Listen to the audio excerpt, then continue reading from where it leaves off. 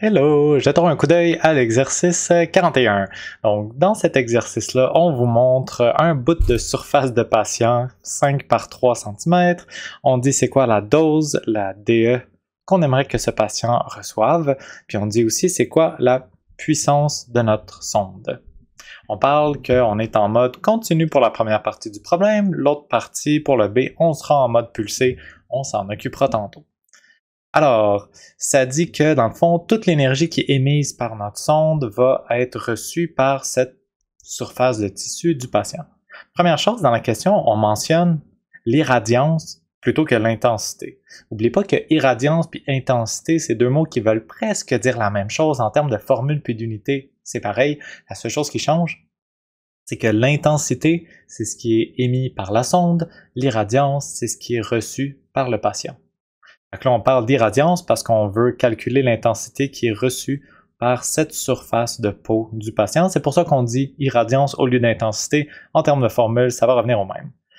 Qu'est-ce que j'ai comme formule pour l'irradiance ou pour l'intensité? J'ai la relation intensité, c'est une puissance divisée par une surface.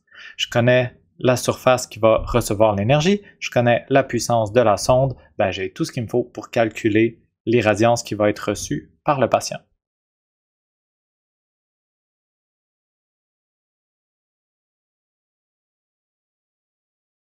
Et voilà l'irradiance reçue par le patient. Maintenant, je sais c'est quoi ma dose, la DE que je cible, 6 joules par centimètre carré. J'ai une formule qui relie l'intensité et la dose. Fait que je vais juste utiliser la formule pour calculer la durée du traitement.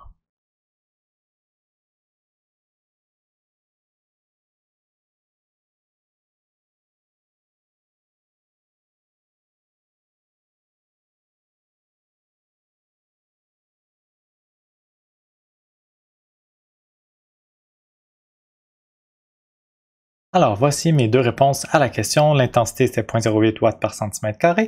Puis pour la durée du traitement, le temps, ça me donne un 75 secondes. Là, pour les unités, je remarque que j'ai des joules par centimètre carré, puis ici des watts par centimètre carré. Le centimètre carré est au dénominateur du numérateur et au dénominateur du dénominateur. Les deux se simplifient, les centimètres carrés disparaissent. Puis je sais que je calcule un temps, j'aimerais ça que la réponse soit en secondes, ça serait logique. J'ai des joules en haut, puis il me reste des watts. Les watts, on se souvient que c'est des joules par seconde. Fait que là, j'ai des joules et des joules qui se simplifient. J'ai des divisés par seconde au dénominateur, les secondes remontent au numérateur, puis magiquement, ça me donne des secondes comme réponse parce que je calcule un temps. Fait que la vie est belle, on est content. La deuxième partie, ça c'était le A. Ok, je change de couleur, j'aime ça, il y a tellement de belles couleurs. Vert. Pour le B. Pour le B, on dit combien de temps durerait le traitement au total si la sonde était en mode pulsé plutôt que d'être en mode continu. Alors, qu'est-ce qui se passe quand je me mets en mode pulsé? Ce qui va changer, c'est que l'intensité qu'on a calculée ici, c'est vraiment une intensité de sortie. Je ne l'ai pas mentionné dans la première partie de la question parce qu'on était en mode continu. Fait intensité de sortie puis intensité moyenne, c'est la même chose quand on est en mode continu. On a un coefficient d'opération de 1. Techniquement, ici, c'est toujours l'intensité moyenne qui devrait se trouver là. Mais comme j'ai dit, intensité moyenne et intensité de sortie, c'était la même chose. Là, on est en mode pulsé, donc l'intensité moyenne et l'intensité de sortie ne seront pas pareilles. Pour calculer ma DE, pour faire cette relation-là qui va me permettre de trouver le temps, j'ai besoin de l'intensité moyenne. Pour avoir l'intensité moyenne, j'ai besoin de mon intensité de sortie que je connais, puis de mon CO, coefficient d'opération.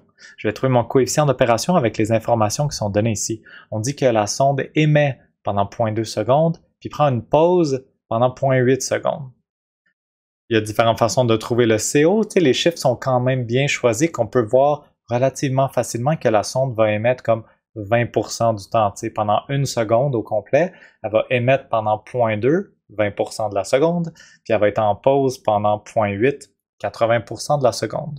Une autre façon de le calculer, ça pourrait être de dire, vous vous souvenez qu'on peut faire le CO avec une fraction, tu prends le temps de pause, tu prends le temps d'émission, 0,2 secondes, divisé par le temps total, pas le temps de pause, jamais le temps de pause. Je ne vais pas faire 0,2 sur 0,8, je vais faire 0,2 sur 0,2 plus 0,8.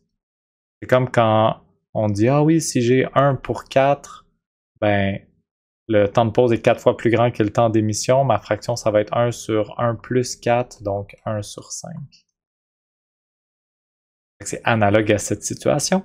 Alors quand je fais ça, ça dit, OK, je suis en train d'émettre pendant 0,2 secondes sur une durée totale de 1 seconde. Hop, hop.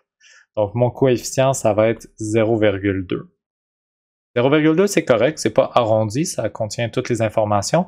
Ça, c'est la même chose que 20%. On peut dire que le coefficient d'opération, c'est 20%, mais il ne faut pas multiplier par 20 quand on va venir mettre dans cette équation-là 0,2. C'est parfait. On peut laisser comme une fraction, on peut laisser comme un chiffre à virgule. Donc, mon I moyen,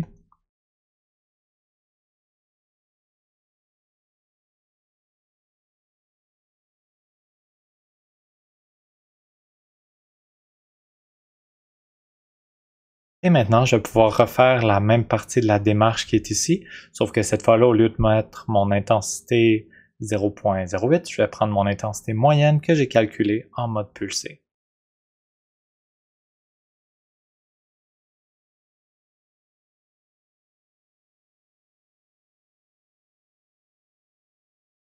Et voilà, j'ai trouvé la durée du traitement numéro 2. Au total, ça me fait un temps qui est 5 fois plus grand que mon temps que j'avais trouvé pour la question A. C'est tout, j'espère que c'est clair. Merci d'avoir écouté.